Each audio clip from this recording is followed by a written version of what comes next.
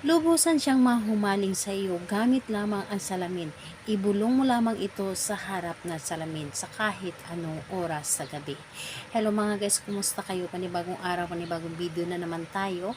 And sa araw na ito ay isa namang video ang aking ituturo sa inyo na simpleng gabay o simpleng pamamaraan na makakatulong sa atin. At bago ang lahat, gusto ko lang mag-disclaimer sa mga taong hindi naniniwala at hindi gusto ang mga kagaya nitong video. Please skip this video and maghanap kayo ng videos na gustong gusto nyo dahil ang video na ito ay para lamang ito sa mga taong naniniwala and gusto mag-try. Sa lahat po ng mga nagko-comment dito sa aking video dito sa loob ng aking channel, mag-iingat sa lahat ng mga nagre-reply sa inyo na dinadala kayo sa kanilang WhatsApp and Imo app upang makaiwas po tayo sa scam. Ngayon po ituturo ko sa inyo paano nga ba siya mahumaling ng husto sa inyo. Ito ay pwedeng gawin sa gabi at sa araw, pwede po. And paano nga ba siya mahumaling? Gamit lamang ang isang salamin. Maghanda ka ng isang salamin lamang.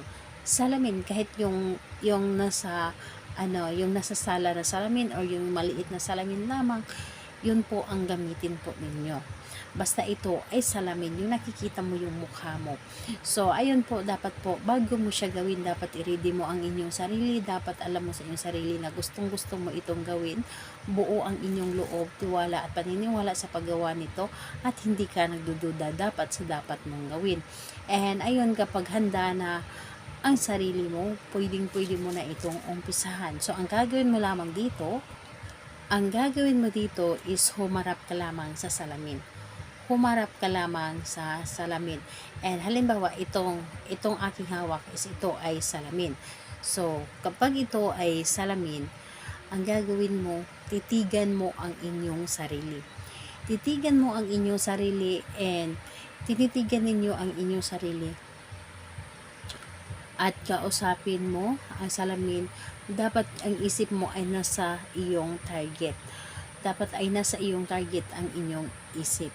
And kausapin mo and ang gagawin mo, kumuha ka ng inyong laway. Halimbawa, kumuha ka ng inyong laway, tapos ito ay salamin. Isulat mo dito gamit ang inyong hintuturo na merong laway ninyo. Isulat ninyo sa salamin ang kanyang pangalan. So, pangalan niya at apelyido. And kapag naisulat nyo na dito sa salamin, ibulong mo lamang ang iyong nais. Halimbawa, ikaw ay sobrang mahumaling sa akin. Ako at ako lamang ang iyong mamahalin. Ako lamang ang iyong gugustuhin. Wala ka ng ibang iibigin kundi ako lamang. Mamahalin mo ako ng higit pa sa aking sarili or higit pa sa iyong sarili. Ako lamang ang nais mong makasama sa habang buhay. Lahat na.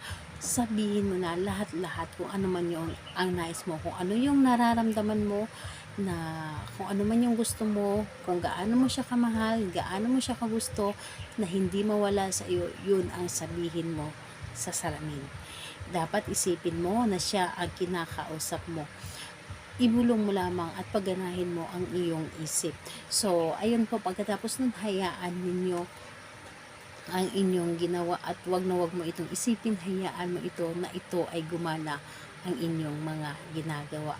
Napaka-effective nito ang ritual na ito, sobrang napakadaling gawin at wala ka ng iba pang gagamitin.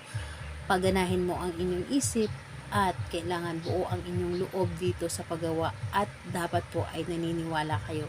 Dahil sa isang bagay, kapag hindi ka naniniwala ay hindi ito gagana. Dapat po ay kapag gumawa tayo ng isang bagay, maniwala tayo sa ating mga ginagawa at magtiwala tayo sa ating sarili. So ayun po, gawin ito sa araw ng Tuesday and Friday.